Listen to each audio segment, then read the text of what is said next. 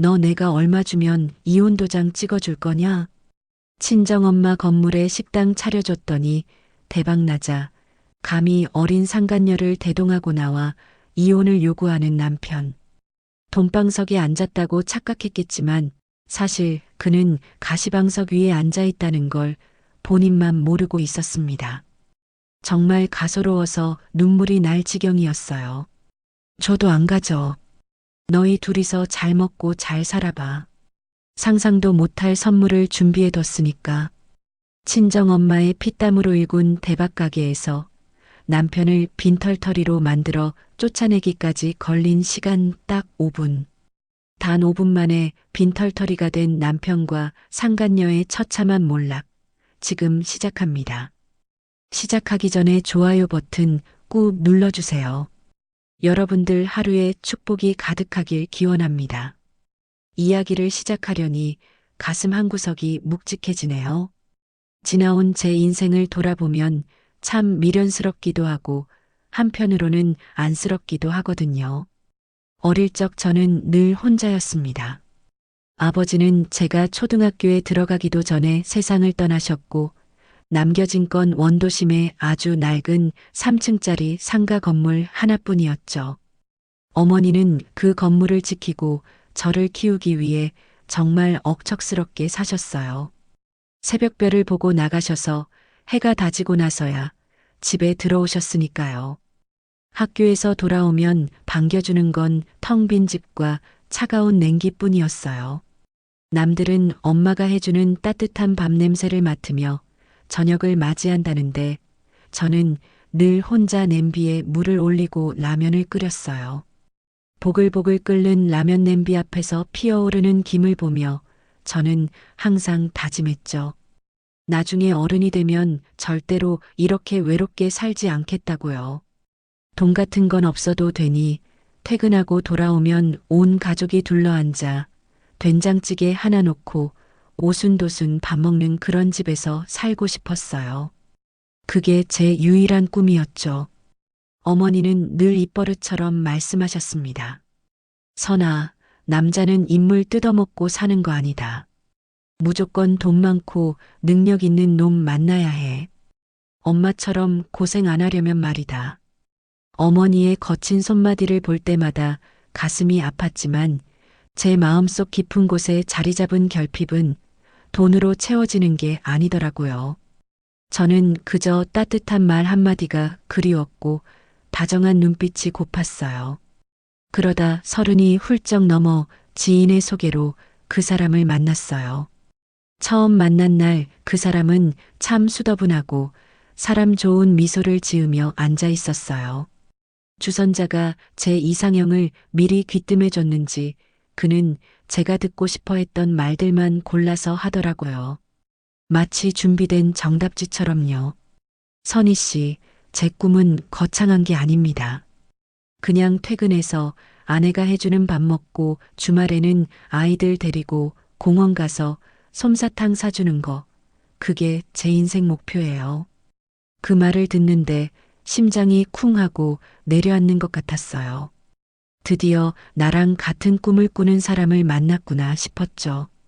지나가는 아이들을 보며 그가 눈을 반짝이며 말했을 때는 정말이지 이 사람이 내 운명인가 보다 착각하고 말았어요. 우리도 결혼하면 꼭 저런 토끼 같은 자식 낳아서 잘 키워봐요. 제가 선희 씨 손에 물 한 방울 안 묻히게 할게요. 지금 생각하면 참 어처구니가 없어서 헛웃음이 나오네요. 그때는 그 달콤한 말 속에 숨겨진 가시를 전혀 보지 못했거든요. 사실 그 사람은 빚이 있었고 제가 가진 낡은 건물이라도 어떻게 비벼볼까 하고 접근한 거였는데 말이에요. 사람 속을 알 길이 없으니 저는 그저 그 사람의 연기력에 홀라당 넘어가 버린 거죠. 몇 달 후 어머니께 결혼하고 싶은 사람이 생겼다고 말씀드렸어요. 어머니는 그 사람 사진을 한참이나 들여다보시더니 미간을 찌푸리시더군요. 관상이 영쎄하다. 눈빛이 흐리멍덩한 게 야무진 구석이라곤 하나도 없어 보이는데 뭐 하는 사람이라고? 회사 다녀요. 성실하고 착해요.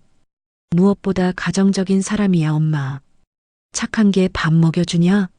엄마가 돈 많은 사람 만나라고 누누이 말했지. 너 고생하는 꼴 못 본다. 어머니의 반대는 생각보다 완강했어요. 하지만 저도 물러서지 않았죠.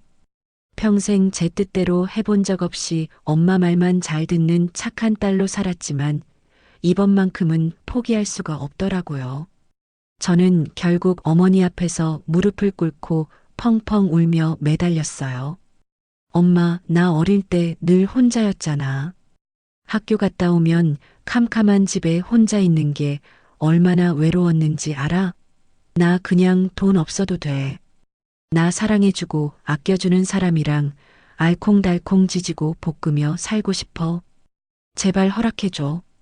제 눈물에 어머니는 결국 긴 한숨을 내쉬며 고개를 돌리셨어요. 자식 이기는 부모 없다는 말이 딱 맞았죠. 그렇게 어렵게 결혼 승낙을 받았지만 산 넘어 산이라고 시어머니가 기다리고 있었어요. 상견례 자리에서 시어머니는 저를 아래 위로 훑어보며 비아냥거리셨죠. 애비 없는 자식이라 가정교육은 제대로 받았나 모르겠네. 우리 아들이 인물이 훤해서 줄 선 여자들이 한 트럭인데 너는 참 운도 좋다. 호러미 밑에서 자란 며느리 받아주는 시댁이 어디 흔한 줄 아니? 기가 막히고 코가 막힐 노릇이었지만 그 옆에서 남편 될 사람이 제 손을 꽉 잡아주며 눈짓을 하더라고요. 참으라는 뜻이었죠. 저는 그 손길 하나 믿고 꾹 참았어요. 시집살이라는 게 처음에만 좀 고생하면 나아지겠거니 하고 스스로를 다독였거든요. 그게 지옥문인 줄도 모르고요. 신혼생활은 낡은 빌라 전세방에서 시작했어요. 남편도 모은 돈이 쥐뿔도 없었고 시댁에서도 보태준 게 전혀 없었거든요. 그래도 저는 행복했어요. 퇴근하고 돌아온 남편이 셔츠 소매를 걷어붙이고 김치찌개를 끓여주던 그 뒷모습이 그렇게 든든해 보일 수가 없었거든요. 자기야, 간 좀 봐봐. 어때? 죽이지? 남편이 숟가락으로 국물을 떠서 제 입에 넣어주며 웃는데 세상 모든 걸 다 가진 기분이었습니다. 비록 집은 좁고 통장은 가벼웠지만 우리 둘만 서로 아끼면 된다고 믿었으니까요. 하지만 그 행복은 그리 오래가지 않았어요. 결혼한 지 1년이 넘도록 아이가 생기지 않았거든요. 시어머니의 성화에 못 이겨 병원을 찾았어요. 검사 결과를 들으러간 날 의사 선생님 표정이 묘하더라고요. 검사 결과가 좀 의외네요. 남편분 활동성이 현저히 떨어지십니다. 자연 임신은 좀 힘드실 수 있어요. 충격적이었지만 그래도 노력하면 되겠지 싶었어요. 그런데 진료실을 나오자마자 남편이 제 어깨를 잡고 심각한 표정으로 말하는 거예요. 야, 이거 엄마한테는 비밀로 하자. 우리 엄마 알면 쓰러지셔. 그냥 네가 좀 예민해서 그런 거라고 하자. 응? 어이가 없어서 말문이 막혔지만 남편의 기죽은 모습을 보니 또 마음이 약해지더라고요. 그래, 자존심 센 사람인데 오죽하면 저럴까 싶어서 알겠다고 고개를 끄덕였어요. 그게 제 발등을 찍는 도끼가 될 줄은 꿈에도 몰랐죠. 그날 이후로 시어머니의 구박은 날이 갈수록 심해졌습니다.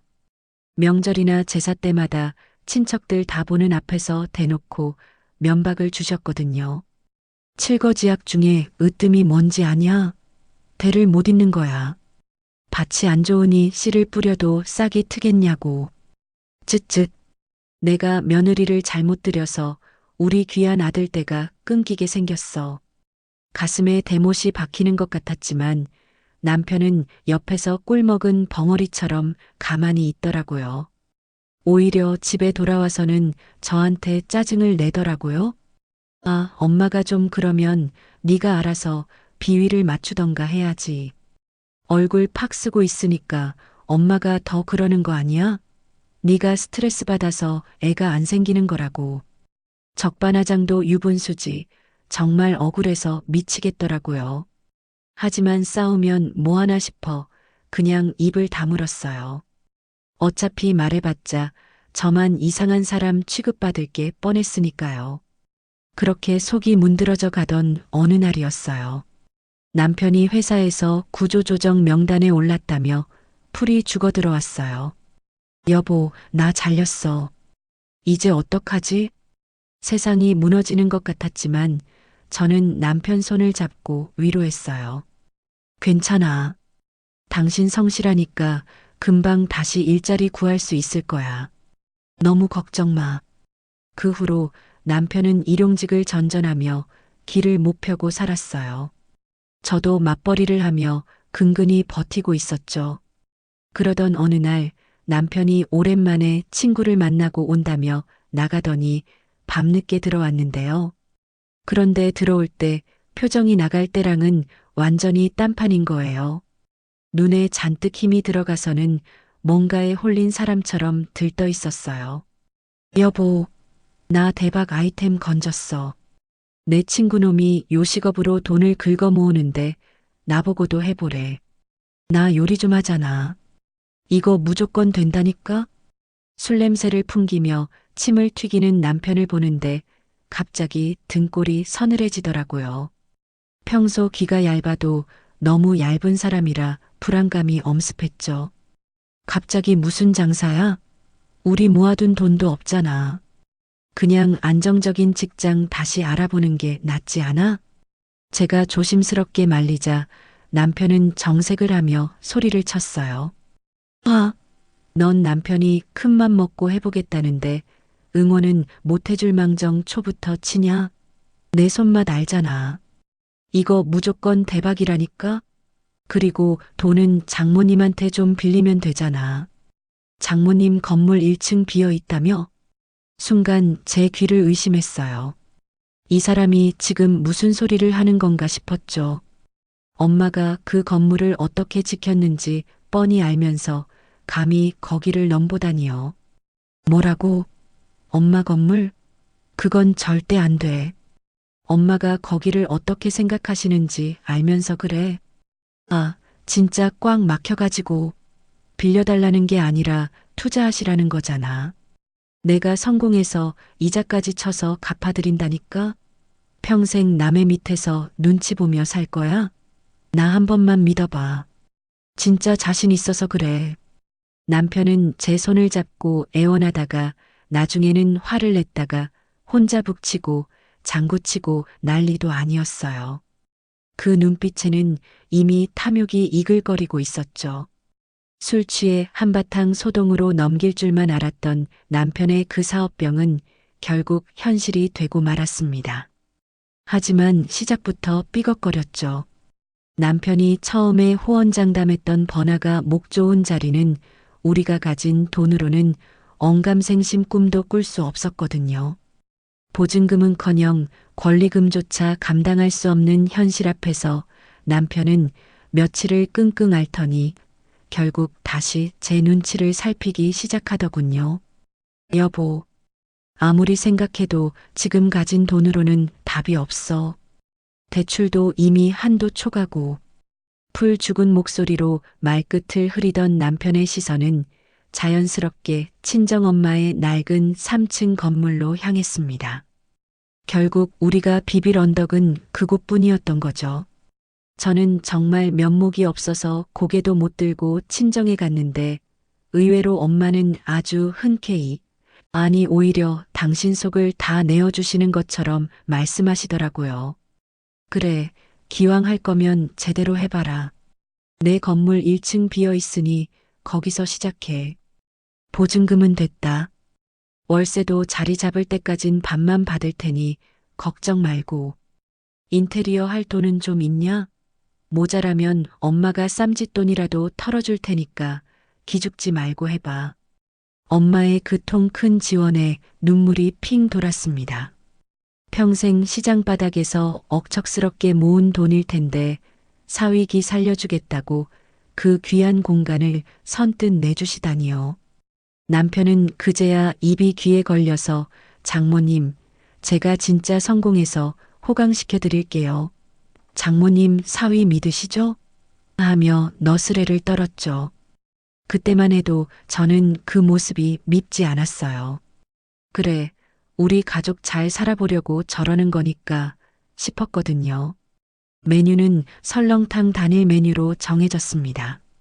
남편은 자기가 어디 유명한 맛집 주방장한테 비법을 전수받았다며 자신만만해 했지만 사실 저는 좀 걱정이었어요. 이동리가 워낙 오래된 원도심이라 입맛 까다로운 어르신들이 많았거든요. 오픈날이 다가오자 엄마는 새벽부터 분주하게 움직이셨습니다. 선아, 설렁탕 집은 국물도 중요하지만 김치가 생명이야. 깍두기랑 겉절이가 맛없으면 손님 다 떨어져 나간다. 엄마가 매일 아침 담가줄 테니까 넌 카운터나 잘 봐. 그때부터 엄마의 고생길이 열린 거죠. 매일 새벽 4시면 일어나셔서 배추를 절이고 물을 썰어 대셨어요. 허리 디스크 때문에 병원을 다니시면서도 우리 사위 성공해야 내 딸이 편하다며 파스 냄새를 풀풀 풍기면서 김치통을 나르셨죠. 처음 한 달은 정말 파리만 날렸습니다.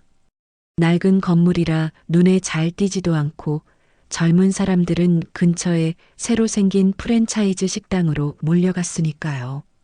남편은 초조한 지 매일 담배만 피워대며 이게 다 건물이 낡아서 그래. 인테리어가 구리니까 손님이 안 오지. 하며 애꿎은 건물 탓, 엄마 탓을 해댔어요. 야, 너네 엄마 건물 외벽 페인트 칠 좀 다시 해달라고 해라. 칙칙해서 원 밥맛이 나겠냐? 그럴 때마다 속이 뒤집어졌지만 꾹 참았어요. 그런데 기적은 의외의 곳에서 터지기 시작했습니다. 다녀간 손님들 사이에서 입소문이 돌기 시작한 거예요. 야, 저 집 김치가 아주 예술이야. 깍두기 국물에 밥 말아 먹으면 죽음이더라. 겉절이가 아주 마약이야, 마약. 그 집 할머니 손맛이 장난 아니던데? 그렇게 한두 명씩 늘어나던 손님이 3개월이 지나자 점심시간마다 가게 밖으로 100m씩 줄을 서는 진풍경이 벌어졌어요. 정말 믿기지 않는 광경이었죠. 낡은 건물 앞 골목길이 설렁탕 한 그릇 먹겠다고 찾아온 사람들로 북적거리는데 정신이 하나도 없더라고요. 6개월 만에 우리 가게는 명실상부한 동네 맛집, 아니 지역 맛집으로 등극했습니다. 현금이 말 그대로 쏟아져 들어왔어요. 포스기 현금통이 꽉 차서 중간중간 돈을 빼내야 할 정도였으니까요. 하루 매출을 정산할 때마다 남편과 저는 서로 얼굴을 보며 입을 다물지 못했죠. 여보, 맞지? 내가 뭘 했어? 내 손맛이 통했다니까. 아, 진짜 나 천재인가 봐. 이 국물 맛을 사람들이 이제야 알아주네. 남편은 의기양양해서 소리쳤어요. 사실 손님들 대부분은 여기 겉절이 좀 더 주세요. 깍두기 국물 좀 더 부어주세요. 하며 엄마표 김치를 찾았는데 말이죠.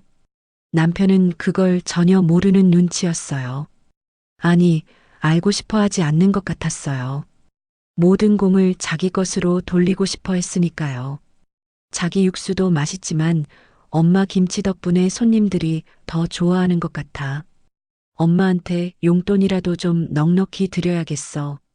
제가 넌지시 말하면 남편은 콧방귀를 뀌며 대꾸했죠. 야, 김치가 맛있어 봤자지. 메인은 설렁탕이야. 내 육수 비법이 천하일미라 성공한 거라고. 장모님 김치는 그냥 거들 뿐이지. 그때부터였어요. 남편이 변하기 시작한 게 돈을 만지기 시작하자 눈빛부터 달라지더라고요. 처음엔 꼬박꼬박 갚겠다던 빚은 갚을 생각도 안 하고 어느 날부터인가 백화점 쇼핑백을 들고 들어오기 시작했어요. 이거 봐라. 사장이 옷을 좀 때깔 나게 입어야 손님들도 대우해 주는 거야. 너도 좀 꾸미고 다녀. 궁상맞게 입지 말고. 그러면서 자기는 명품 로고가 큼지막하게 박힌 티셔츠를 입고 손목에는 번쩍거리는 금시계를 차고 가게에 나타났어요. 심지어 외제차 카탈로그를 식탁 위에 올려놓고 보란 듯이 구경하더라고요. 여보, 차라리 빚부터 갚자. 엄마한테 빌린 돈도 있고. 아, 진짜 쫌생이처럼 굴지 마. 이 정도 벌면 품위 유지비로 좀 써도 돼. 그리고 장모님 돈은 나중에 이 가게 더 키워서 한 방에 갚으면 되잖아. 어차피 딸네 가게 도와주신 건데 그리 급하게 구시겠어? 남편의 거만함은 날이 갈수록 하늘을 찔렀습니다. 처음엔 엄마 앞에서 장모님 덕분입니다. 감사합니다 하며 굽신거리더니 이제는 뒤에서 엄마 험담까지 서슴지 않았어요. 아니, 장모님은 왜 자꾸 주방에 들어오셔? 위생관념이 없으신가? 낡은 건물이라 가뜩이나 폼 안 나는데 장모님까지 왔다 갔다 하시면 가게 격 떨어져. 김치만 담가서 보내시라고 해. 그 말을 듣는데 피가 거꾸로 솟는 것 같았어요. 너 말 다 했어? 엄마가 새벽마다 허리 끊어져라 김치 담가주시는데 고마운 줄은 모르고 격이 떨어져? 네가 사장 소리 듣는 게 누구 덕분인데? 제가 소리치자 남편은 오히려 큰 소리를 뻥뻥 쳤어요.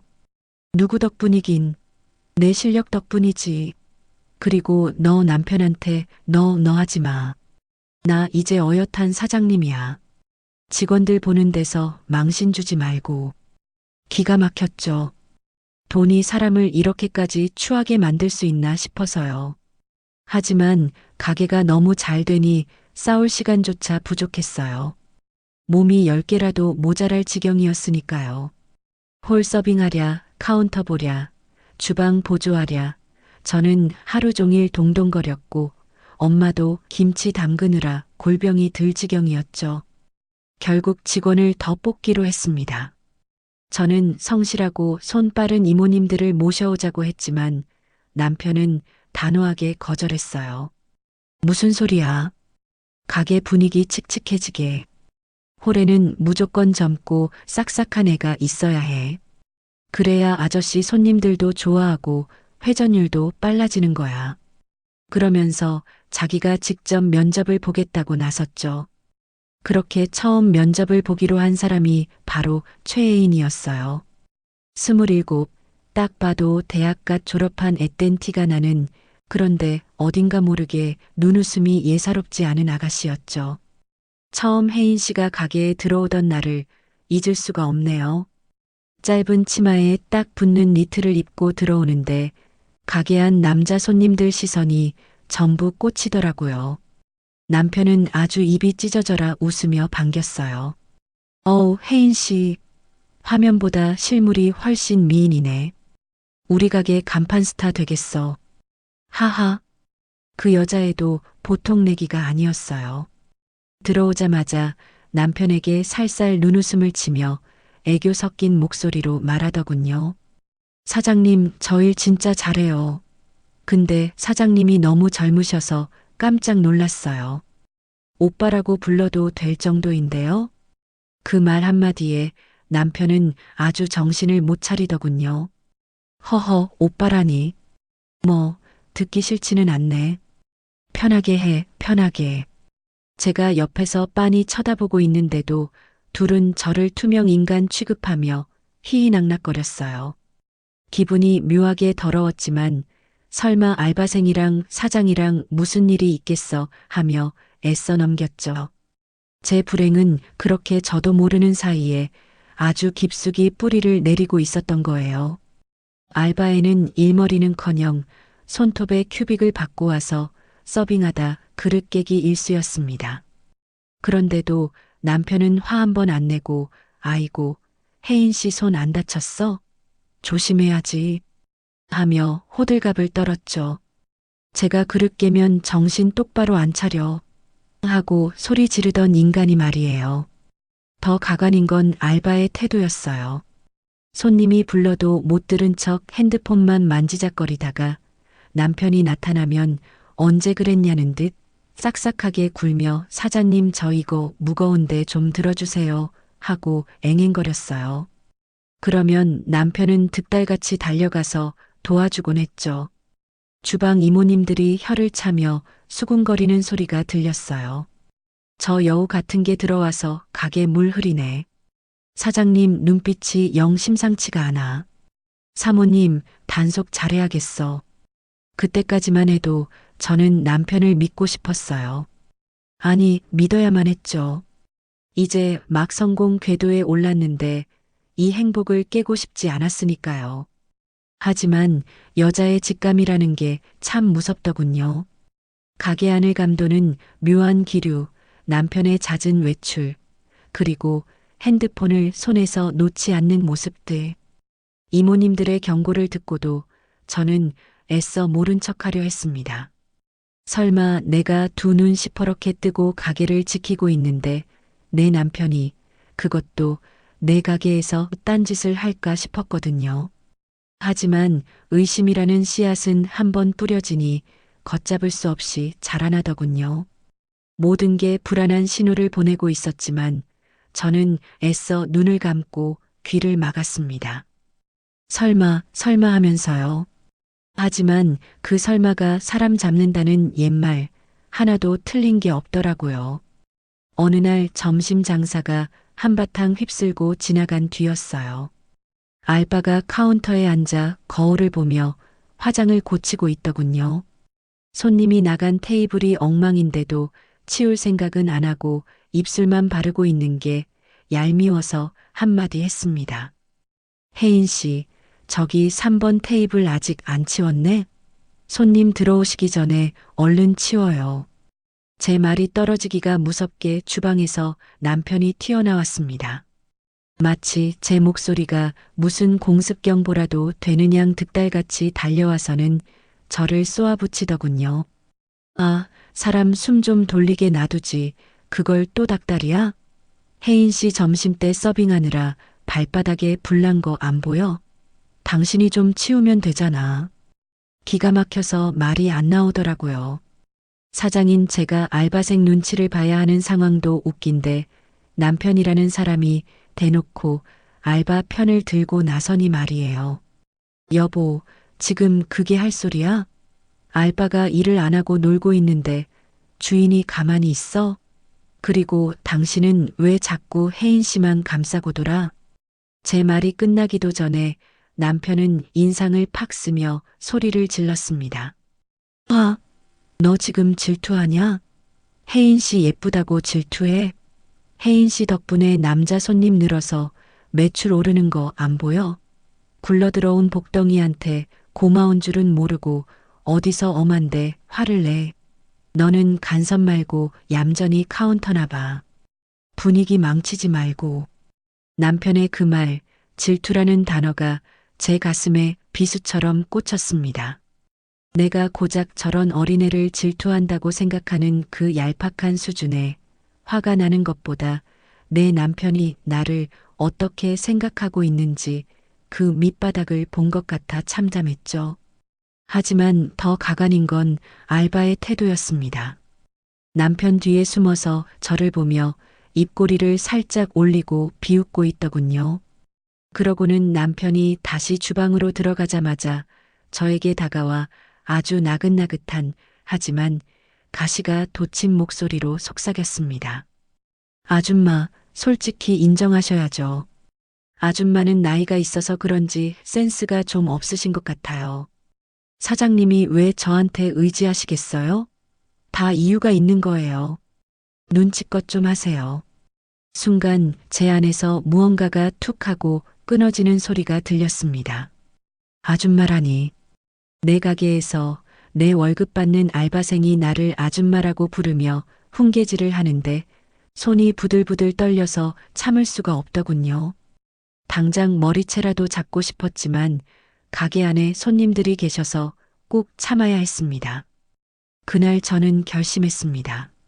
내 직감이 틀리지 않았다는 걸, 그리고 이 더러운 연극을 내 손으로 끝내야 한다는 걸요. 그날 저녁이었습니다. 마감을 10분 정도 남겨두고 남편이 슬그머니 앞치마를 벗더군요.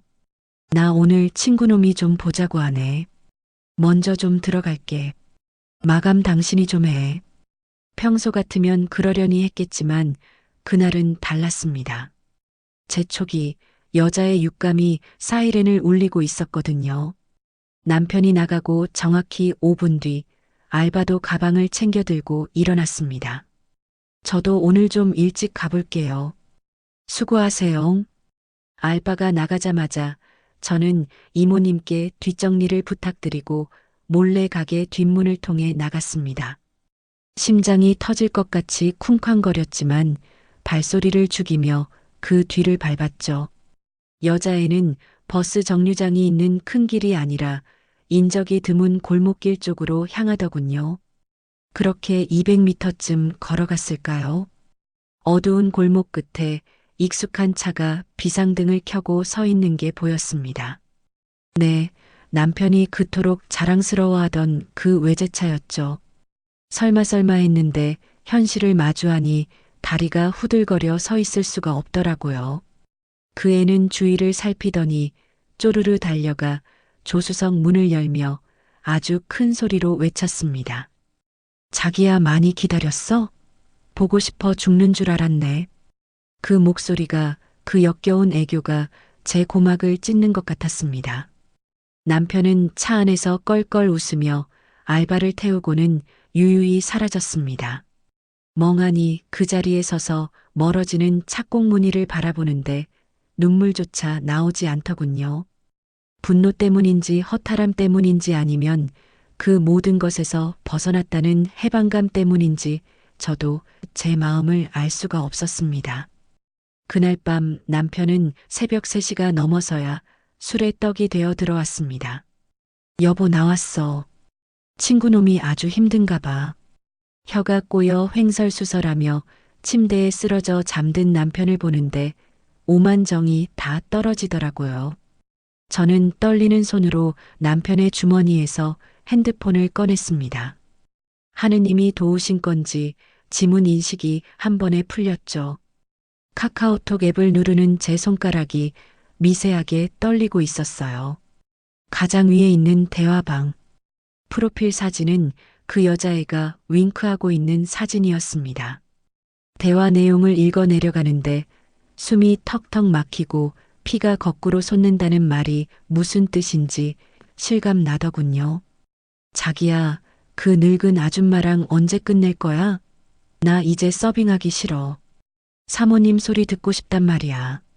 조금만 참아 예쁘니. 내가 곧 가게 명예 내 걸로 돌릴 거야. 진짜지? 나 오빠만 믿는다? 그 촌스러운 아줌마 쫓아내고 우리끼리 새 출발하는 거야. 당연하지. 안 그래도 꼴 보기 싫어 죽겠어. 애도 못 낳는 게 가게에서 주인 행세하는 거 역겨워. 곧 내쫓을 테니까 딱 기다려. 애도 못 낳는 게 역겨워. 그 단어들이 제 심장을 난도질했습니다.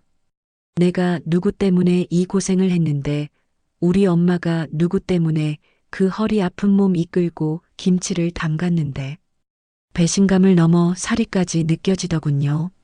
저는 그 자리에서 모든 대화 내용을 제 핸드폰으로 전송하고 사진을 찍어 증거를 남겼습니다. 그리고 조용히 핸드폰을 제자리에 놓아두었죠. 그날 밤 저는 한숨도 자지 못했습니다. 옆에서 코를 골며 자는 남편의 얼굴을 보며 수천 번도 더 베개로 눌러버리고 싶은 충동을 느꼈지만 참았습니다. 그렇게 쉽게 끝내주기엔 제가 받은 상처가, 우리 엄마가 흘린 땀방울이 너무나 아까웠으니까요.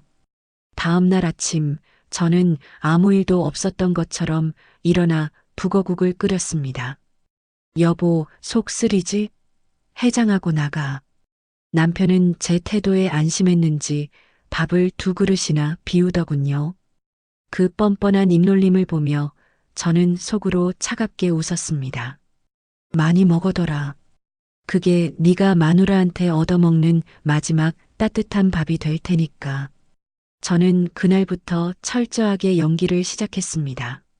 남편과 알바가 가게에서 꽁냥거려도 못 본 척 넘어가주고 가끔은 남편에게 당신 요즘 사업하느라 힘들지? 내가 더 잘할게. 하며 안심시켰죠. 그래야 두 사람이 더 대담하게 행동하고 더 확실한 증거를 남길 테니까요. 뒤로는 착실하게 이별을, 아니 전쟁을 준비했습니다. 가게 CCTV 영상을 몰래 백업해두고 유명하다는 이혼 전문 변호사를 찾아가 상담을 받았습니다. 변호사님이 제 증거들을 보시더니 혀를 내두르시더군요. 사모님, 증거가 아주 차고 넘치네요. 이 정도면 상간녀 소송은 물론이고 위자료도 최대로 받아낼 수 있습니다. 무엇보다 남편분이 가게 명의나 재산 분할에 대해 떠든 내용이 있어서 아주 유리해요. 독하게 마음 먹으세요. 네, 걱정 마세요. 저 이미 눈물은 다 말랐어요. 아주 뼛속까지 후회하게 만들어줄 겁니다. 그렇게 폭풍전야 같은 시간이 흘렀습니다. 남편과 알바는 자신들이 승자라도 된 양 기고만장해서 날뛰었지만 저는 그들이 파놓은 무덤 앞에서 조용히 흙을 덮을 준비를 하고 있었죠. 남편이 제 명의로 된 가게를 뺏으려 한다는 사실을 엄마에게도 알렸습니다. 엄마는 당장이라도 놈을 요절내겠다며 길길이 날뛰셨지만 제가 말렸어요. 엄마, 조금만 참아. 한 방에 보내버려야지. 애매하게 건드리면 오히려 우리가 당해. 내가 신호 주면 그때 움직이자. 그렇게 모든 준비가 끝났습니다. 이제 남은 건 그들이 제 발로 덫에 걸려들기를 기다리는 것뿐이었죠. 폭풍전야의 고요함이 깨지는 건 순식간이더군요. 가게 정기 휴무일이었어요. 아침부터 사우나 좀 다녀올게 몸이 찌뿌둥하네라며 콧노래를 부르며 나갔던 남편에게서 전화가 왔습니다. 여보, 나 할 말 있으니까 지금 바로 집 앞 카페로 나와. 목소리에 묘한 비장함이 느껴지는데 직감했죠. 아, 드디어 터뜨리려는구나. 저는 심호흡을 한번 크게 하고 미리 준비해둔 녹음기를 주머니에 넣었어요. 손이 떨리지 않게 주먹을 꽉 쥐고 집을 나섰습니다. 카페 문을 열고 들어서는데 제 눈을 의심할 수밖에 없는 광경이 펼쳐져 있더군요. 남편 혼자 나와 있을 줄 알았는데 그 옆에 알바애가 떡하니 앉아 있는 게 아니겠어요? 그것도 아주 다정하게 남편 팔짱을 끼고 저를 보며 여유롭게 미소까지 짓고 있었죠. 기가 막혀서 헛웃음이 나오려는 걸 꾹 참고 맞은편에 앉았습니다. 이게 무슨 시츄에이션이야? 혜인 씨가 여기 왜 있어? 사우나 간다더니 둘이 데이트라도 한 거야? 일부러 모르는 척 물었더니 남편은 뻔뻔하게 고개를 쳐들며 말하더군요. 야, 돌려 말하는 거 딱 질색이니까 본론만 말할게. 내가 얼마 주면 도장 찍어줄 거냐? 탁자 위에 서류 봉투 하나를 툭 던지는데 그 소리가 마치 제 따귀를 때리는 것처럼 느껴졌습니다. 이혼 서류였죠. 서로 안 맞아서 더는 못 살겠어. 나 혜인이랑 새 출발할 거야. 그러니까 군말 말고 도장 찍어. 적반하장도 유분수지. 바람 피운 주제에 당당하게 이혼을 요구하다니요. 옆에 있던 알바애는 한술 더 떠서 거들더군요. 아줌마 눈치채셨겠지만 저희 서로 사랑해요. 사장님이랑 저 진심인 거 아시죠? 이제 그만 사장님 놔주세요. 그게 서로를 위해 좋은 거잖아요. 사랑, 진심. 그 입에 올리기에도 아까운 단어들을 저렇게 쉽게 내뱉다니 속이 뒤집어질 것 같았습니다. 하지만 저는 침착해야 했습니다. 이 모든 대화를 녹음해야 했으니까요.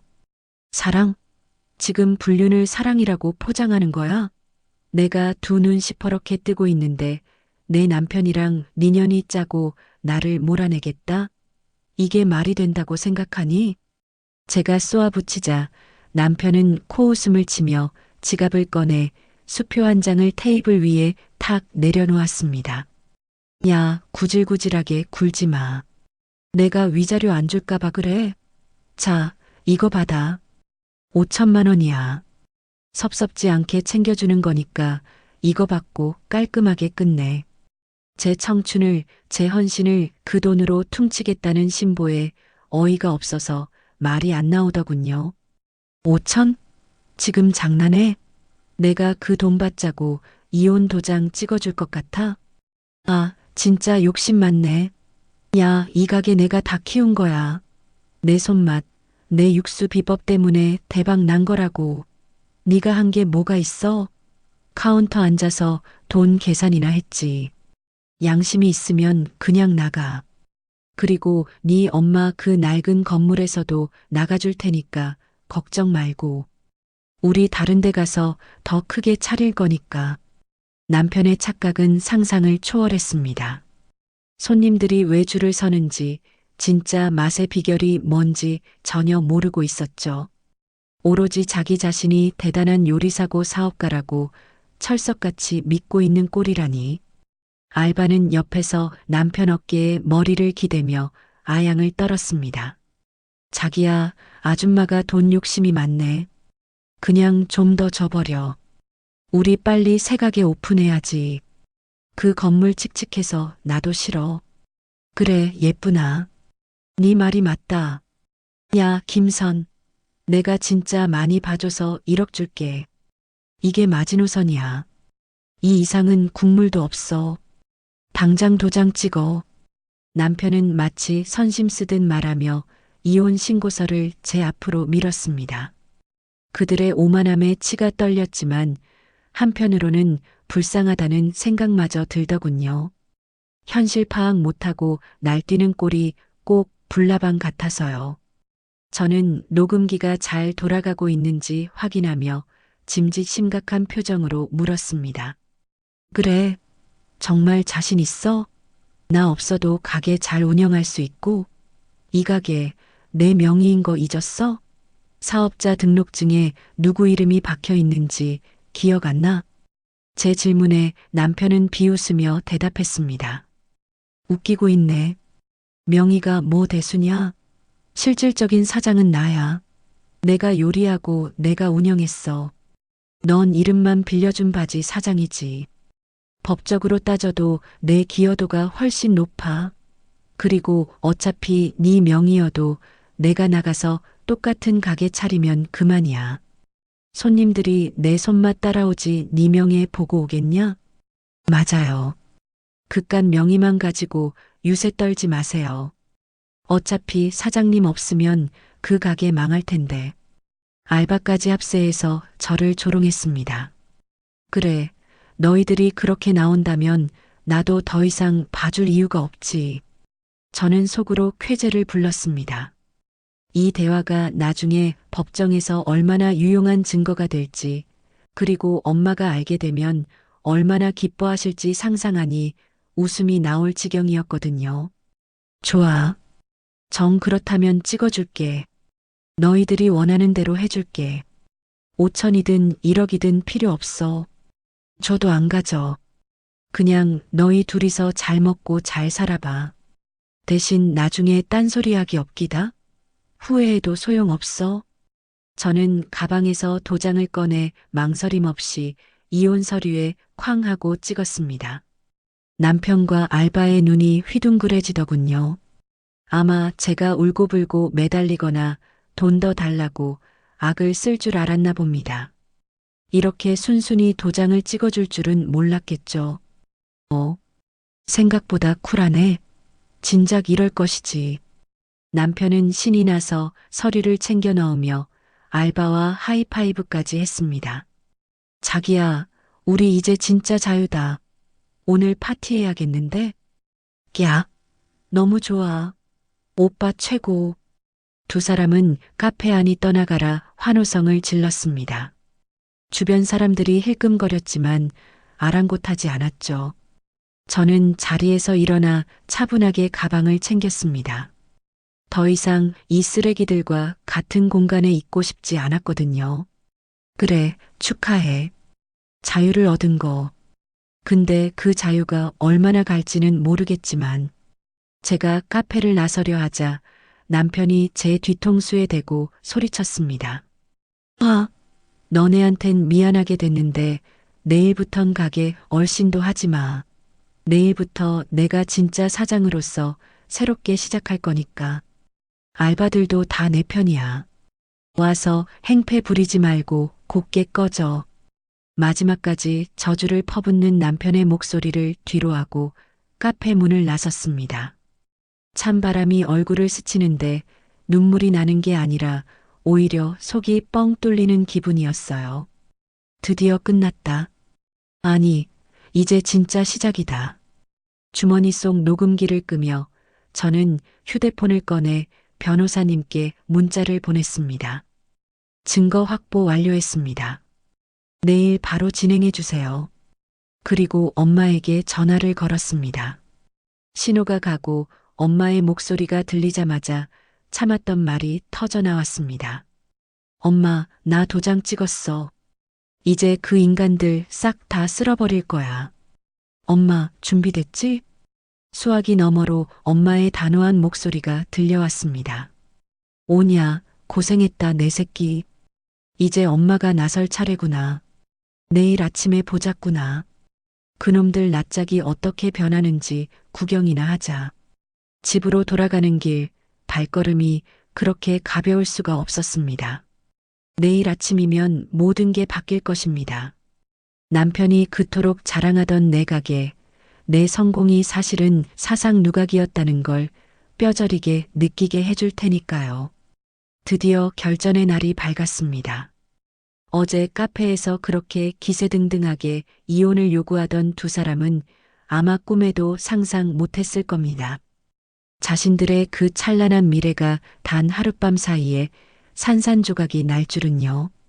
저는 아침 일찍 일어나 아주 정성스럽게 화장을 하고 옷장에서 가장 단정한 정장을 꺼내 입었습니다. 마치 중요한 비즈니스 미팅에 가는 사람처럼 말이죠. 그리고 엄마와 함께 미리 섭외해 둔 분들을 모시고 가게로 향했습니다. 오전 10시 오픈 준비를 하러 온 남편과 알바의 모습이 멀리서 보였습니다. 두 사람은 팔짱을 끼고 콧노래까지 흥얼거리며 아주 신혼부부 행세를 하고 있더군요. 남편 손에는 테이크아웃 커피가 들려 있었고 그녀는 남편 어깨에 머리를 기대며 까르르 웃고 있었습니다. 자기야, 오늘부터는 진짜 자기 가게네. 이제 그 아줌마 눈치 안 봐도 되고 너무 좋다. 그럼 이제 내가 진짜 사장이지. 오늘 매출 대박 터뜨려서 우리 혜인이 명품백 하나 사줘야겠네. 서로 덕담을 주고받으며 가게 앞에 도착한 그 순간 두 사람의 발걸음이 딱 멈췄습니다. 콧노래는 비명으로 바뀌었고요. 당연히 그럴 수밖에요. 가게 셔터는 굳게 내려져 있었고 그 앞에는 아주 굵고 튼튼한 쇠사슬이 칭칭 감겨 있었으니까요. 그뿐만이 아니었습니다. 셔터 한가운데에는 법무법인 명의로 된 노란색 경고장이 아주 살벌하게 붙어 있었습니다.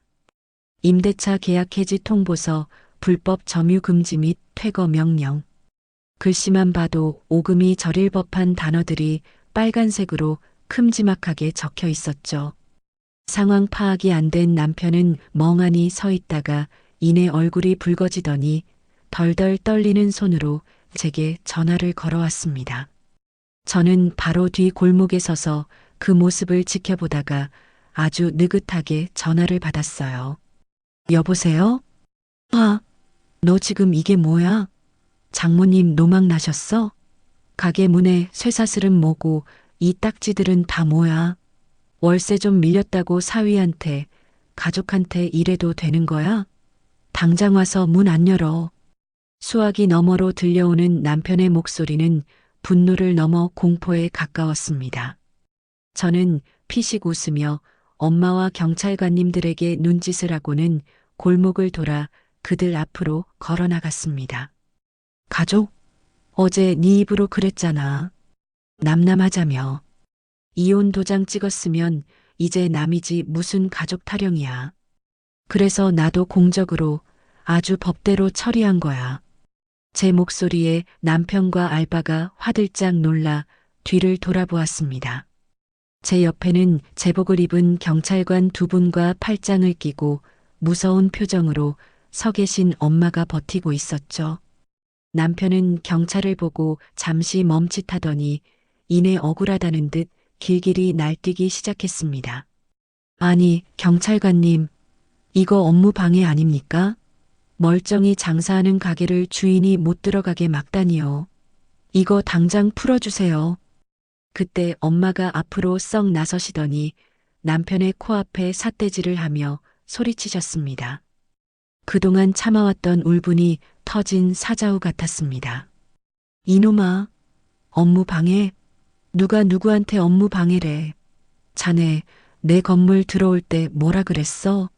월세는 하늘이 두 쪽 나도 안 밀리고 꼬박꼬박 낸다며. 내가 내 딸 생각해서 사위기 안 죽이려고 여태껏 참았어. 근데 뭐, 이혼? 내 딸 눈에서 피눈물 흘리게 해놓고 내 건물에서 장사를 계속하겠다고? 엄마는 품에서 서류 뭉치를 꺼내 남편 얼굴에 팍 던지셨습니다. 잘 봐라, 이 도둑놈아. 상가임대차 보호법상 3기, 그러니까 월세 3번 이상 밀리면 임대인은 즉시 계약 해지를 통보할 수 있어. 너 지난 6개월 동안 월세 한 번이라도 제대로 낸 적 있어? 장사 잘 된다고 떵떵거리면서 정작 월세는 땡전 한 푼 안 냈잖아. 법대로 계약 해지했으니 당장 짐 싸서 꺼져.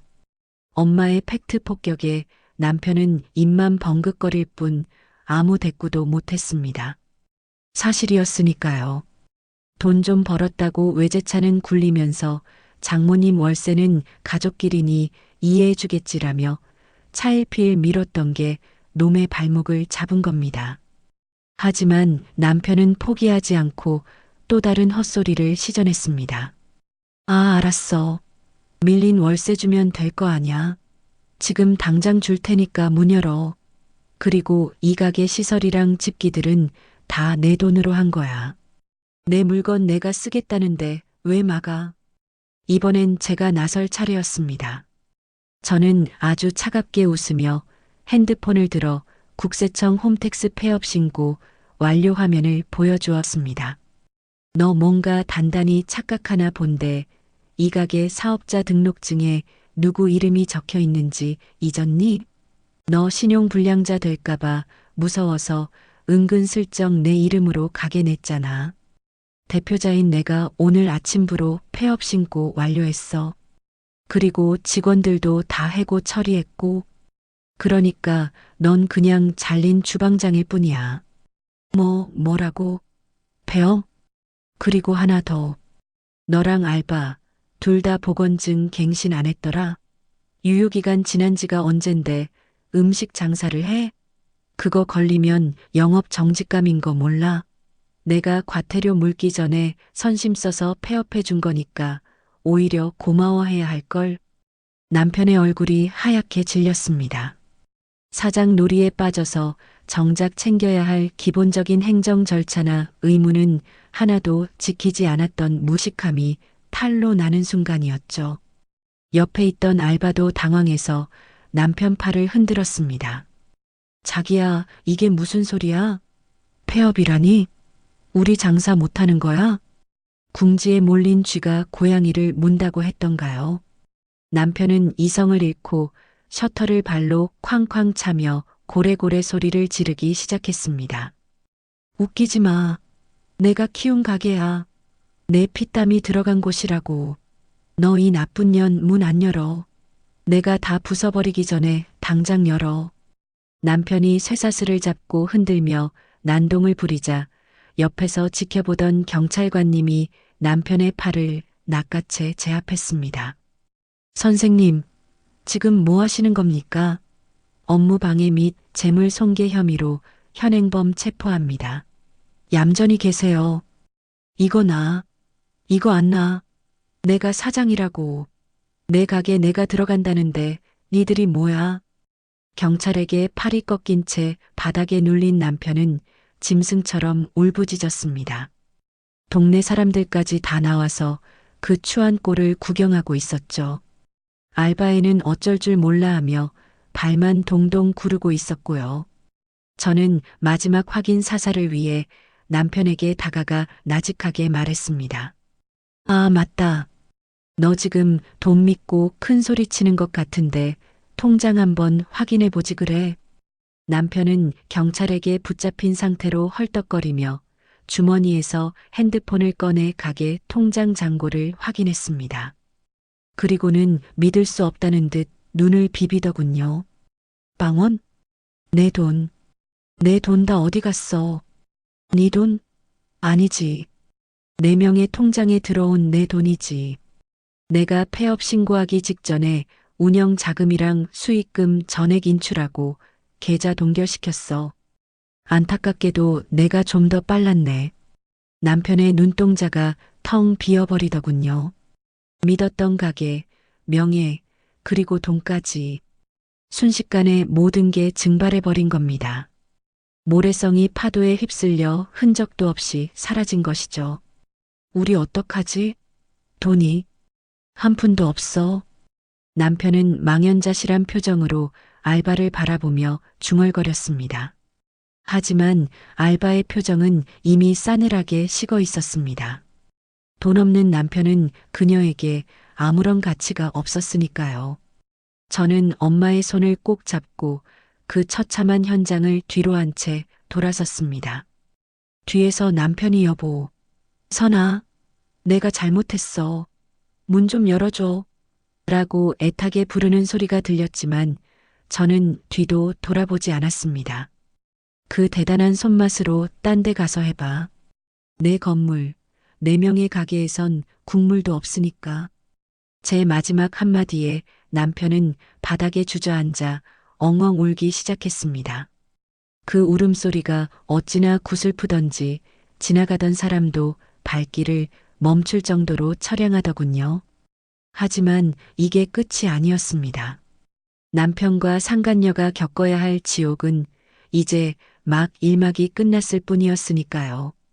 경찰서에서 풀려나자마자 남편은 무슨 독립운동이라도 하는 투사처럼 눈에 불을 켜고 다니더군요. 빈털터리가 된 주제에 자존심 하나는 정말 대단한 위인이었어요. 어떻게든 보란 듯이 제기해서 저와 엄마 코를 납작하게 해주겠다며 이를 갈았으니까요. 남편은 시어머니가 평생 시장 바닥에서 쭈그리고 앉아 남을 팔아 모은 쌈짓돈을 탈탈 털어갔습니다. 어머니, 이번에 진짜 대박 나서 어머니 호강시켜 드릴게요. 저 믿으시죠? 어머니 아들 손맛 아시잖아요. 그 뻔한 레퍼토리에 아들 바보인 시어머니는 또 속아 넘어가신 거죠. 그것도 모자라 제2금융권, 제3금융권 대출까지 풀로 당기고 상간녀의 명의로 카드론까지 받았다는 소문이 돌더군요. 사랑밖에 없다며 세기의 로맨스를 찍는 척하더니 막상 돈이 필요해지니까 체면이고 자존심이고 다 내팽개치고 닥치는 대로 돈을 끌어다 쓰는 꼴이라니 참 가관이었습니다. 그렇게 해서 우리 가게에서 딱 2블록 떨어진 곳에 보란 듯이 새 가게를 오픈했습니다. 가게 이름도 아주 가관이었어요. 진짜 원조 설렁탕.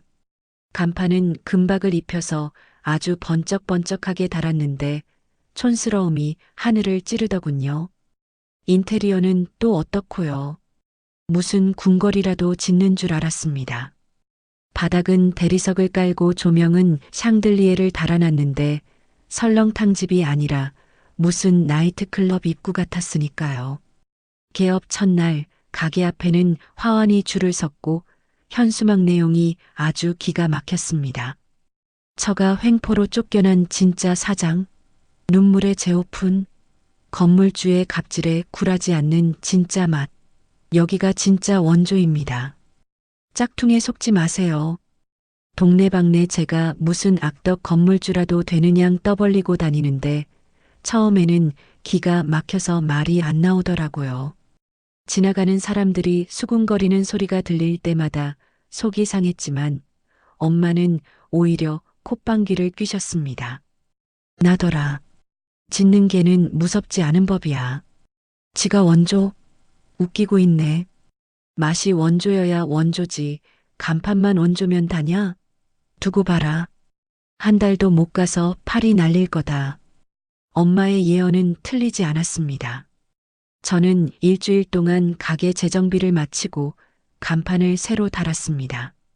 이름하여 조강지처 설렁탕. 아주 직관적이죠? 사람들은 간판만 보고도 어머, 여기 사연 있나 봐 하며 호기심을 보였습니다. 게다가 제가 겪은 일을 구구절절 설명하지 않아도 가게 이름 하나로 모든 상황이 정리되는 느낌이었죠. 손님들은 들어오시면서 사장님 힘내세요. 우리가 응원해요. 하며 주먹을 불끈 쥐어 보이기도 하셨습니다. 드디어 두 가게의 진검승부가 시작되었습니다. 남편은 오픈빨로 며칠 반짝 손님이 드는가 싶더니 일주일이 채 지나지 않아 본색이 드러나기 시작했어요. 남편 가게에 다녀온 손님들의 후기가 실시간으로 들려왔죠. 야, 원조라더니 국물 맛이 왜 이래? 밍밍해서 맹물에 풀이맛 한 줄 알았네. 깊은 맛이 하나도 없어. 아니, 설렁탕집에 김치가 중국산이야? 딱 씹는데 물컹한 게 기분 나빠서 뱉었어. 고춧가루 냄새도 이상하고. 사장이라는 남자가 주방에서 담배 피우고 나오더라. 위생 상태 꽝이야. 앞치마도 더럽고 손톱에 때 낀 거 보고 입맛 떨어졌어. 반면 우리 조강지처 설렁탕은 문전성시를 이뤘습니다. 제가 맛집에서 전수받은 비법으로 끓여낸 진한 국물에 엄마가 직접 담근 아삭하고 매콤한 겉절이를 척 얹어드리니 손님들이 엄지를 치켜 세우셨거든요. 그래, 이 맛이지. 역시 원조는 여기였네. 국물이 진국이야, 진국. 사장님, 김치 좀 더 주세요. 이거 집에 싸가고 싶다, 진짜. 따로 안 팔아요? 맛으로 승부가 갈리자 남편은 더 악랄하게 나왔습니다. 동네방네 돌아다니며 저를 험담하고 다녔죠. 전처가 내 레시피 훔쳐갔다. 장모가 나를 협박해서 쫓아냈다. 등등 말도 안 되는 소문을 퍼뜨렸습니다. 하지만 세상에 비밀은 없고 정의는 반드시 승리하는 법이죠. 동네 맘카페의 충격. 원조 설렁탕집의 실체라는 글이 올라오기 시작했어요. 여러분, 저쪽 새로 생긴 진짜 원조 설렁탕 가지 마세요. 알고 보니 거기 사장이 원래 하던 가게에서 알바생이랑 바람나서 조강지쳐 쫓아내려다가 역으로 쫓겨난 거래요. 헐, 대박. 그 알바생이 지금 그 가게 카운터 보는 그 젊은 여자? 맞아요. 뻔뻔하게 둘이서 가게 차린 거래요. 조강지처 사장님이 보살이지. 저런 불륜남 가게는 팔아주면 안 됩니다. 심지어 맛도 없어요. 김치 중국산 쓰는 거 보고 손절했습니다. 우리 아이 먹일 건데 불안해서 원. 순식간에 소문은 일파만파 퍼졌고 불매 운동까지 일어났습니다. 점심시간에도 남편 가게는 파리만 날렸고 가끔 들어오는 손님이라곤 사정을 모르는 외지인들 뿐이었죠. 그마저도 맛을 보고는 다시는 오지 않았습니다. 거기에 엄마가 준비한 금융치료가 결정타를 날렸습니다. 엄마는 변호사를 통해 내용 증명을 보냈습니다. 부당이득 반환 청구 소송 및 손해배상 청구. 지난 3년 동안 남편이 장모님 가족인데 좀 봐주세요라며 떼먹었던 월세와 관리비를 법정 최고 이자까지 쳐서 청구한 겁니다. 임대차 계약서가 없었기에 오히려 더 유리했죠. 남편이 공짜로 건물을 점유하며 얻은 이득을 토해내라는 취지였습니다. 청구 금액을 본 남편은 거품을 물고 쓰러질 뻔했다고 하더군요. 금액이 억소리가 났거든요. 장사는 안 되는데 빚 독촉장은 날아오고 소송까지 걸리자 남편 가게의 분위기는 그야말로 초상집이었습니다. 상간녀도 슬슬 본색을 드러내기 시작했죠. 사랑밖에 난 몰라 하던 여우 같은 년이 돈 앞에서 아주 무서운 마녀로 변하는 건 시간 문제였어요. 어느 날 밤 남편 가게 앞을 지나가는데 안에서 고함이 들리더군요. 궁금해서 살짝 엿들어 봤습니다. 오빠, 이게 뭐야? 대박 난다며. 나보고 사모님 소리 듣게 해준다며.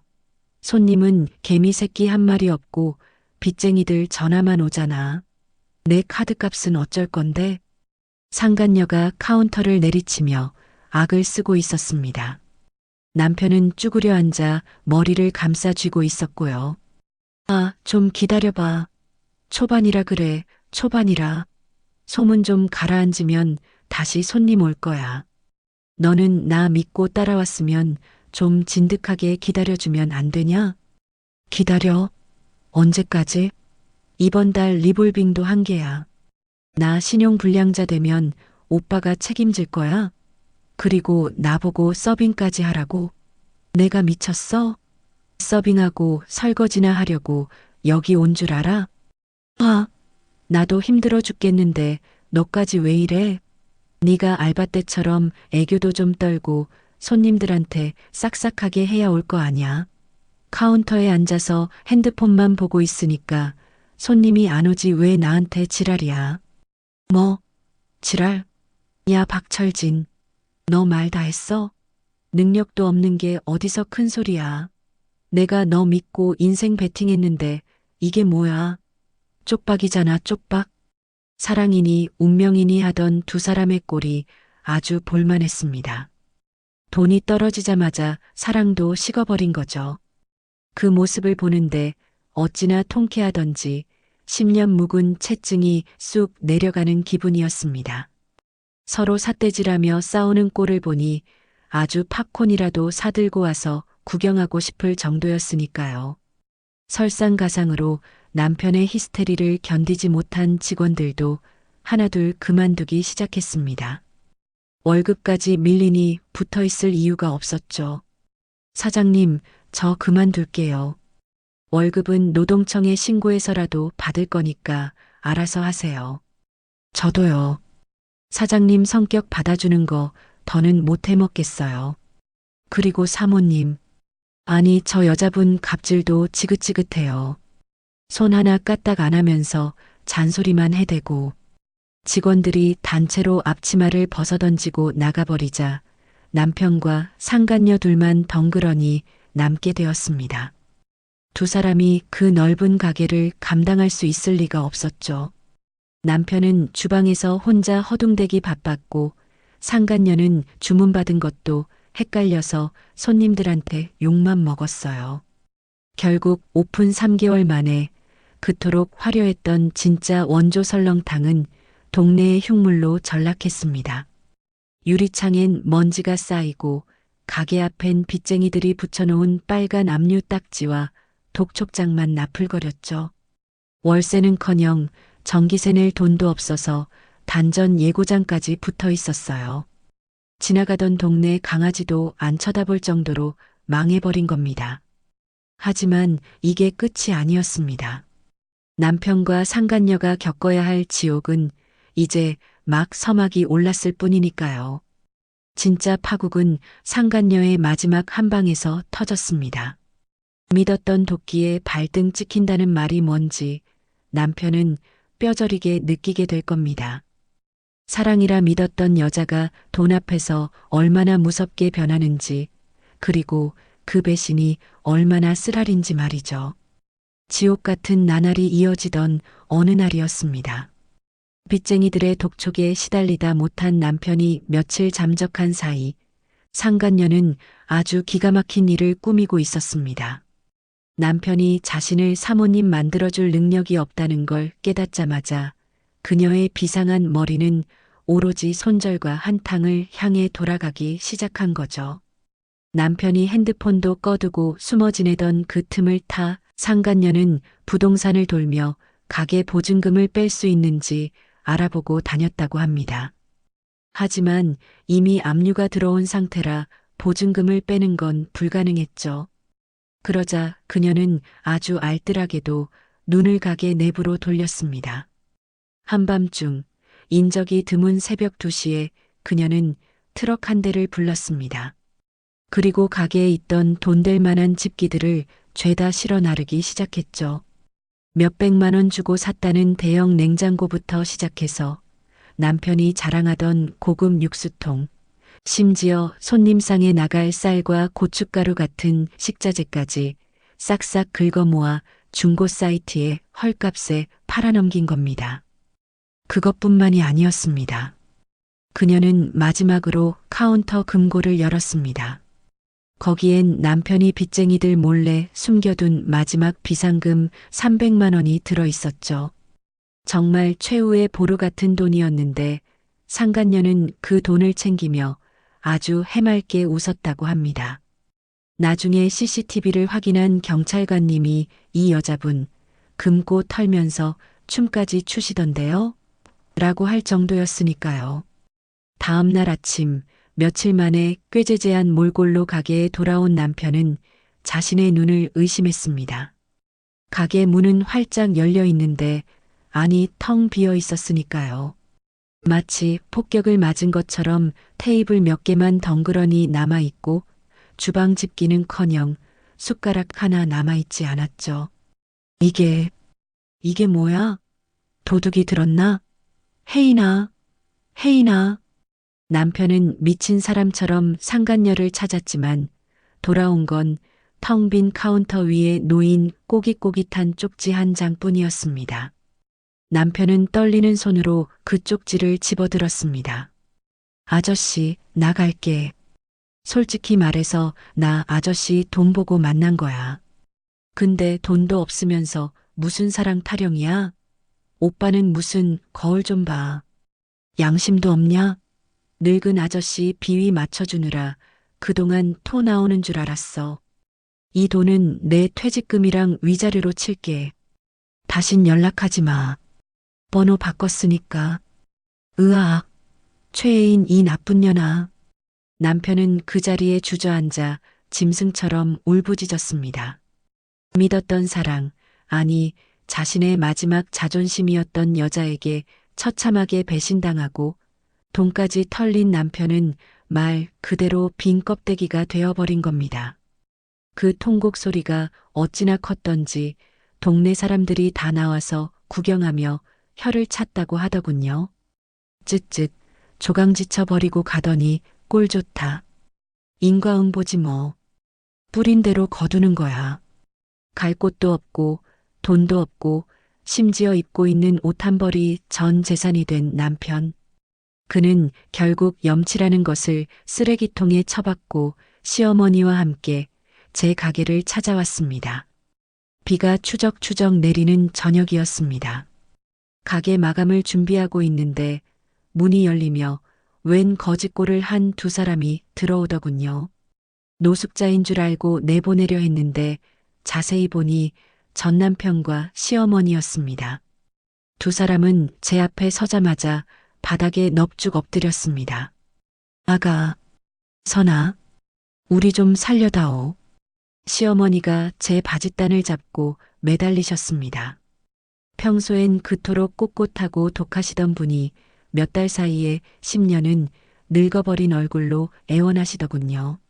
하지만 그 애원 속에 숨겨진 뻔뻔함은 여전했습니다. 아가, 그래도 조강지처가 최고다. 옛말 틀린 거 하나 없어. 우리 아들이 잠깐 귀신에 홀려서 실수한 거야. 남자가 살다 보면 그럴 수도 있지 않니? 네가 넓은 아량으로 한 번만 받아줘라. 우리 다시 합치자. 응? 기가 막혀서 헛웃음이 나왔습니다. 제 재산 뺏으려고 혈안이 되어 있었으면서 이제 와서 가족 타령이라니요. 남편도 옆에서 무릎을 꿇고 손바닥이 닳도록 비벼댔습니다. 여보, 내가 미쳤었나 봐. 내가 죽일 놈이야. 그 여우 같은 년한테 홀려서 내가 널 버리고. 흑흑. 한 번만 용서해줘. 나 다시 받아주면 평생 노예처럼 일만 할게. 설거지든 청소든 다 할게. 제발. 하? 노예. 당신이 할 줄 아는 게 뭐가 있는데? 그릇 깨고 손님한테 틱틱거리는 거. 우리 가게엔 그런 노예 필요 없어. 제가 차갑게 쏘아붙였지만 두 사람은 막무가내였습니다. 그러지 말고 한 번만 기회를 줘.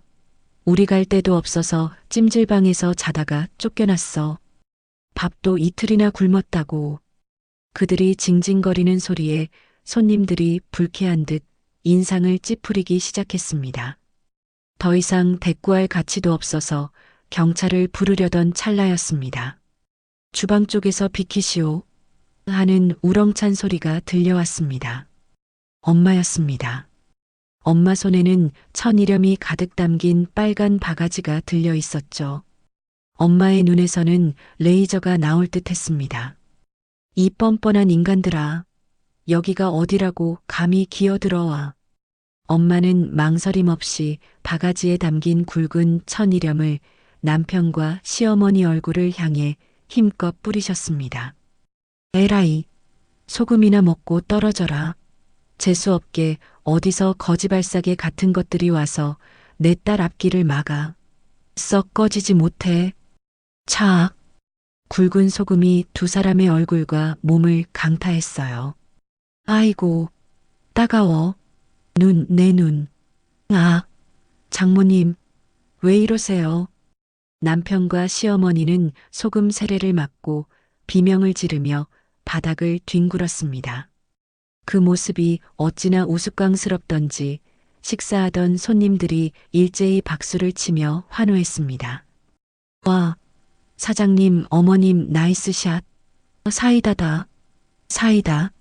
속이 다 시원하네. 저런 것들은 소금도 아까워요.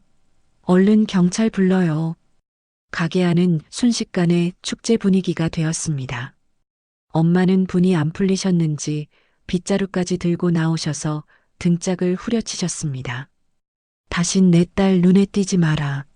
한 번만 더 얼씬거렸다간 그땐 뜨거운 설렁탕 국물을 끼얹어 버릴 테니까. 저는 그 틈을 타 경찰에 신고했습니다. 네, 여기 모르는 사람 2명이 와서 영업 방해를 하고 있어요. 빨리 좀 와주세요. 얼마 지나지 않아 경찰차 사이렌 소리가 들려왔고 출동한 경찰관들이 가게 안으로 들어왔습니다. 당신들 뭐야? 영업장에서 난동 부리고. 경찰관들은 소금 범벅이 된 남편과 시어머니를 일으켜 세워 질질 끌고 나갔습니다. 남편은 경찰에게 끌려나가면서도 끝까지 추하게 매달렸어요. 여보, 나 버리지 마. 나 진짜 갈 데 없어. 여보, 누가 당신 여보야? 우린 남남이라고. 경찰 아저씨, 저 사람 접근 금지 명령도 신청할게요. 다시는 못 오게 해주세요. 경찰차 뒷좌석에 구겨지듯 태워지는 남편과 시어머니를 보며 저는 비로소 긴 한숨을 내쉬었습니다. 지긋지긋했던 악연의 고리를 완전히 끊어내는 순간이었죠. 그날 이후 남편의 몰락은 브레이크 없는 벤츠처럼 가속도가 붙었습니다. 가게 보증금과 집 깁한 돈을 상간녀가 다 들고 튀는 바람에 땡전 한 푼 건지지 못한 남편은 결국 수억 원의 빚을 감당하지 못하고 신용불량자가 되었습니다.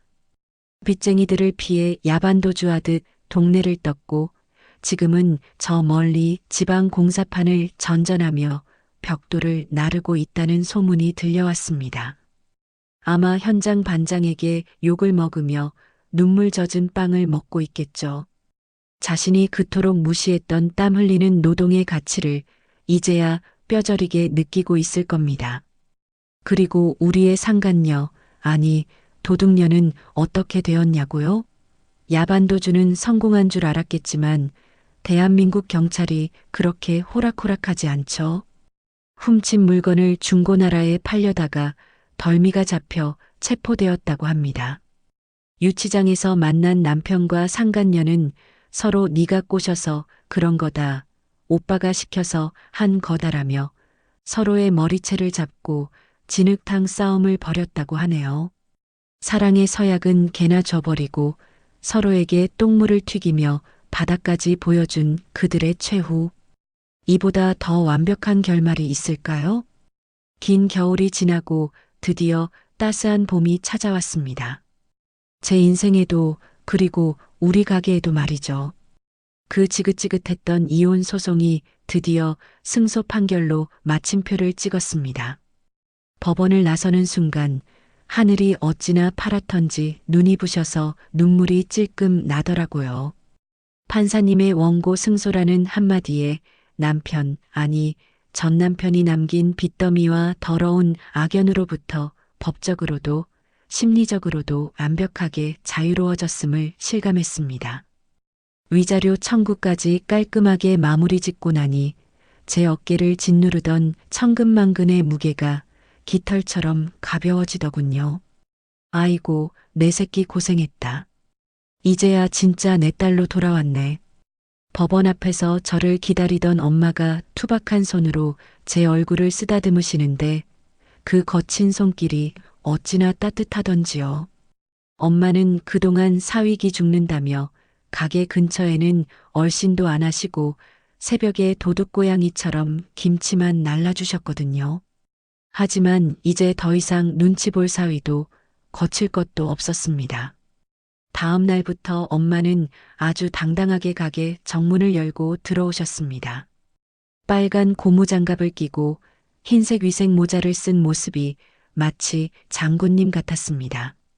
자, 오늘부터 김치 담그기 총괄 이사는 나다. 내 건물, 내 딸 가게 내가 챙길 테니까 잔말 말고 따라와. 김치 담그기 총괄 이사님. 그 호칭이 너무나 잘 어울리는 우리 엄마의 등판이었습니다. 사장님, 여기 겉절이 포장 좀 돼요? 아니, 국물도 좋은데 김치가 진짜 예술이네. 이거만 있어도 밥 2공기는 먹겠어. 손님들의 칭찬이 끊이지 않았습니다. 급기야 멀리 지방에서 김치 맛을 보러 오는 손님들까지 생겨나면서 저는 큰 결심을 하게 되었습니다. 바로 김치 사업을 시작하는 거였죠. 엄마, 우리 이참에 김치 브랜드 하나 만들자. 조강지처 김치 어때? 어머, 이름 한번 찰지다. 그래, 내 딸이 하자면 해야지. 그렇게 런칭한 조강지처 김치는 온라인 판매를 시작하자마자 서버가 마비될 정도로 대박이 났습니다.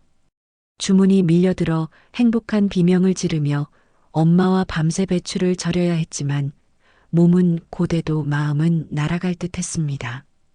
통장에 차곡차곡 쌓이는 잔고를 보며 남편 없이도, 아니 남편이 없어서 더 잘 살 수 있다는 걸 증명해낸 기분이었으니까요. 반면 그토록 자신만만했던 전 남편의 근황은 들려오는 소문마다 비참하기 짝이 없었습니다.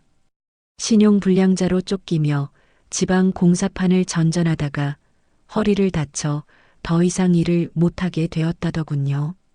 병원비도 없어 찜질방을 전전하다가 쫓겨나고 지금은 무료 급식소에서 배식을 받아 먹으며 연명하고 있다는 소식이 들려왔습니다. 어느 날 동네 아주머니가 급식소 봉사를 다녀와서 전해주시더라고요. 어머, 내가 어제 급식소에서 누구 봤는지 알아? 사장님 전 남편 말이야. 세상에 꼴이 말이 아니더라. 다 찢어진 패딩 입고 구석에 쭈그리고 앉아서 밥을 먹는데 국물을 마시면서 펑펑 울더라고. 아마 자네 가게 설렁탕 생각났나 봐. 그 말을 듣는데 묘한 기분이 들었습니다. 통쾌하다기보다는 인생무상이라는 단어가 떠오르더군요. 자신이 그토록 무시했던 설렁탕 한 그릇이 이제는 그에게 생명줄이 되었다니 참 아이러니하지 않나요? 그리고 그 대단한 사랑을 속삭이던 상간녀의 최후도 별반 다르지 않았습니다. 저한테 상간녀 위자료 소송에서 패소하고 수천만 원을 물어주게 생기자 급한 불 끈답시고 사채까지 끌어다 썼다가 빚 독촉에 시달려 허덕이고 있다는 소문이 파다했습니다. 명품으로 휘감던 그녀의 몸에는 이제 빚이라는 족쇄만이 남은 셈이죠.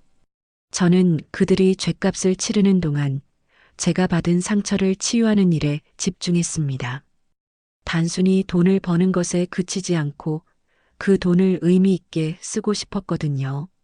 어릴 적 차가운 방에서 혼자 라면을 끓여 먹으며 느꼈던 그 지독한 외로움, 배고픔. 그걸 다른 아이들은 겪지 않게 해주고 싶었습니다. 그래서 시작한 게 바로 사랑의 밥차였습니다. 매주 주말이면 가게 수익금의 일부를 떼어 지역 결식아동들과 독거 어르신들에게 따뜻한 설렁탕을 무료로 대접하기 시작했습니다. 아줌마, 잘 먹겠습니다. 어이구, 사장님 덕분에 따뜻한 밥 한 끼 제대로 먹네. 고마워요. 김이 모락모락 나는 국밥을 후후 불어가며 맛있게 먹는 아이들의 모습을 볼 때마다 제 가슴 속에 남아있던 구멍이 하나둘 메워지는 느낌이었습니다. 누군가에게 따뜻한 밥 한 끼를 대접한다는 게, 그리고 그걸 먹고 행복해하는 모습을 보는 게 이렇게나 벅찬 일인 줄 예전엔 미처 몰랐거든요. 그러던 어느 날 밤이었습니다. 장사를 마치고 엄마와 마주 앉아 늦은 저녁을 먹고 있는데 엄마가 갑자기 수저를 내려놓으시더니 눈시울을 붉히시더군요. 선아, 응? 엄마 왜 그래? 어디 아파? 아니, 그냥 미안해서. 내가 널 너무 외롭게 키웠나 보다. 아비 없이 키운다고 악착같이 돈만 벌러 다녔지. 정작 내 새끼 따뜻한 밥 한 끼 제대로 못 챙겨준 게 평생 한이다. 네가 그 외로움 때문에 따뜻한 가정 꾸리고 싶어서 그런 놈한테 마음 주고 상처받은 거 아니냐. 다 이 못난 애미 탓이다. 엄마의 굵은 눈물방울이 식탁 위로 툭툭 떨어졌습니다. 그동안 강한 척, 씩씩한 척만 하셨던 엄마의 무너진 어깨를 보니 제 마음도 덩달아 아려왔습니다. 엄마는 평생 죄책감을 안고 사셨던 거였어요. 당신 탓이 아닌데 당신이 부족해서 딸이 불행해졌다고 자책하고 계셨던 거죠. 저는 자리에서 일어나 엄마를 꼭 안아드렸습니다. 엄마의 등에서 나는 익숙한 파스 냄새와 땀 냄새가 어찌나 포근하던지요. 엄마, 무슨 소리야? 나 하나도 안 외로웠어. 엄마가 얼마나 고생하면서 나 키웠는지 다 아는데 내가 어떻게 엄마를 원망해. 그리고 그놈 만난 건 내 실수지 엄마 탓 아니야. 오히려 엄마 덕분에 내가 이렇게 강해졌잖아. 봐, 나 이제 사장님 소리 듣고 나쁜 놈들도 다 물리쳤어. 엄마 딸 김선, 이제 어디 내놔도 안 꿀려. 그래, 내 딸 장하다. 장해. 엄마는 나 혼자 키우느라 최선을 다했어. 세상에서 제일 멋진 엄마야. 이제 지난 일은 다 잊고 우리 둘이 진짜 행복하게 살면 돼. 알았지? 엄마는 제 품에서 어린아이처럼 엉엉 우셨습니다. 그날 밤 우리는 서로를 부둥켜 안고 그동안 묵혀왔던 아픔과 슬픔을 눈물로 씻어냈습니다. 그리고 다짐했죠. 이제부터는 진짜 우리를 위해 살자고요. 그로부터 1년 후 우리 모녀에게 또 다른 기적이 일어났습니다. 낡고 허름했던 3층 건물을 전면 리모델링하게 된 겁니다. 비가 오면 물이 새고 우풍이 심했던 건물이 이제는 번듯한 최신식 건물로 다시 태어났습니다.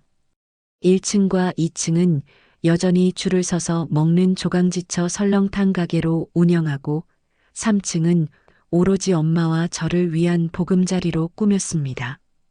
볕이 잘 드는 거실, 엄마 무릎 관절을 위해 설치한 엘리베이터, 그리고 우리가 꿈꾸던 넓은 주방까지. 그곳은 단순한 집이 아니라 세상의 풍파로부터 우리를 지켜주는 견고한 성이었습니다. 지금 저는 영업을 마치고 3층 집 식탁에 앉아 있습니다.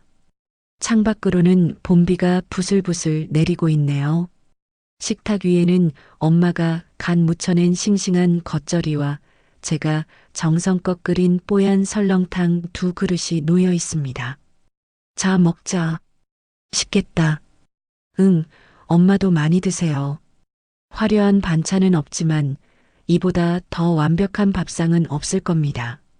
김이 모락모락 나는 국물을 한 숟가락 떠먹으니 온몸이 따뜻해집니다. 맞은편에 앉아 맛있게 드시는 엄마의 얼굴을 보니 저절로 미소가 지어지네요. 예전에 저는 남편이 있어야, 아이가 있어야, 번듯한 가정이 있어야 행복할 거라고 믿었습니다. 그 결핍을 채우기 위해 헛된 욕망을 쫓았고 그 대가로 쓰라린 상처를 입었죠. 하지만 이제는 압니다. 진짜 행복은 멀리 있는 게 아니라는 걸요. 비록 남편은 없지만 제 곁엔 어떤 상황에서도 저를 믿어주고 지지해주는 세상에서 제일 든든한 내 편 우리 엄마가 있습니다. 그리고 제 손으로 일궈낸 가게와 나눔의 기쁨이 있습니다. 이게 진짜 가정이고 이게 진짜 세상에서 제일 따뜻한 밥상이 아닐까요? 여러분, 혹시 지금 너무 외롭거나 힘들다고 느끼시나요? 그렇다면 주위를 한번 둘러보세요. 의외로 가까운 곳에 여러분을 진심으로 아끼는 누군가가 있을지 모릅니다. 그리고 무엇보다 여러분 자신을 가장 사랑해 주세요. 제가 겪어보니 나를 사랑할 줄 알아야 진짜 맛있는 인생을 요리할 수 있더라고요.